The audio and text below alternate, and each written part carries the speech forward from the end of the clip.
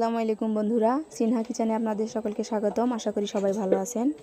আমাদের এখানে আজকে প্রচণ্ড গরমের মধ্যেও একটা বিয়ে বাড়িতে দাওয়াত ছিল।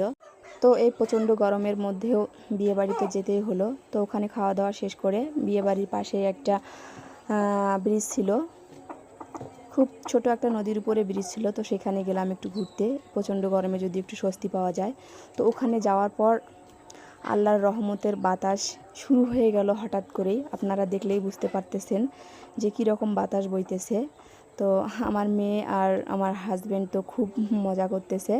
আসলে আল্লাহর সৃষ্ট এই শীতল বাতাসের মুহূর্তটা আপনাদের সঙ্গে শেয়ার করলাম। খোদা হাফেজ।